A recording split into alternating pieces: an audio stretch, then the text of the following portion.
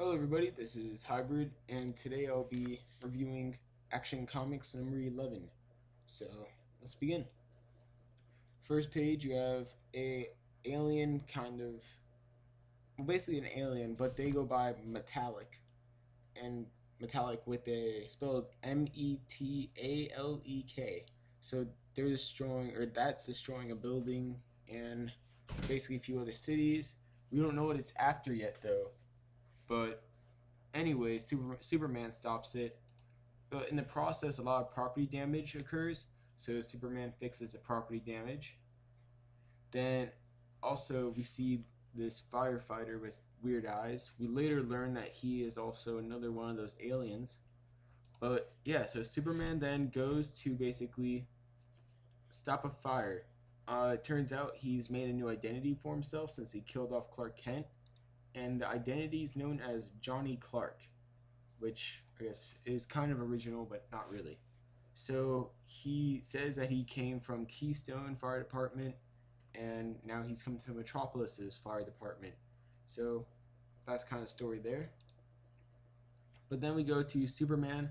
He's talking with Batman, and basically he's telling Batman about the predicament he has, where he killed Clark Kent, but he doesn't know if that was really the right decision after all. And then also they talk about the whole thing where Superman now has the Collector's spaceship now. That's pretty much where he lives at. And Batman talks about how he'd like to see that, and you know, they basically have a Batman Superman conversation. And now we go to Susie and Lois Lane. Susie is, I guess, playing with the rats from a previous issue that Superman saved, or not saved, but took from a criminal's house or apartment. And then we also have her. She's talking about some spaceman in her dreams, and then we look and actually, like, in her eyes, it looks like space now. And if you didn't know, that green dot out in the distance in space is actually this collector's spaceship that Superman talks about how he lives there now. So yeah, there's that. And then we go to the collector's ship itself.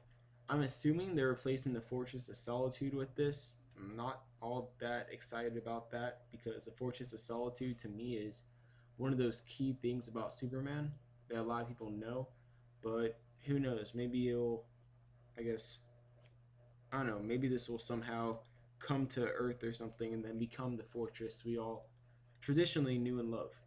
So he's going through the collector's stuff, and I really like this because it's kind of a encyclopedia of almost everything for Superman. And basically, Superman's asking why all these aliens are coming to Earth all of a sudden. Like, why?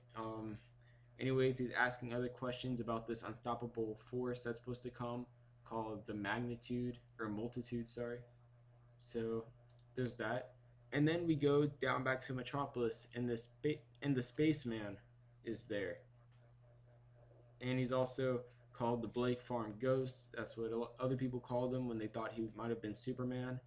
But basically, we just call him the spaceman. So the spaceman comes, and Clark Kent is basically still in his new disguise as a firefighter, and the fire department comes down.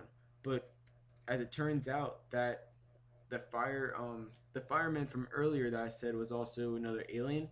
He starts transforming, but the spaceman guy finds him and kills him right there. And then he explains that he's a something called a mutant, not a mutant, but a mutant. And they're Neo Sapiens, born 100,000 years ahead of this time to prepare the way and inherit the Earth. So essentially, he can't he's I guess they're physically strong, obviously not to Superman's level, where he does say, your physical strength is unbeatable, your brawling skills formidable. But then he also says, mentally though, I can punch through your mind like a wet paper bag. So he pretty much takes down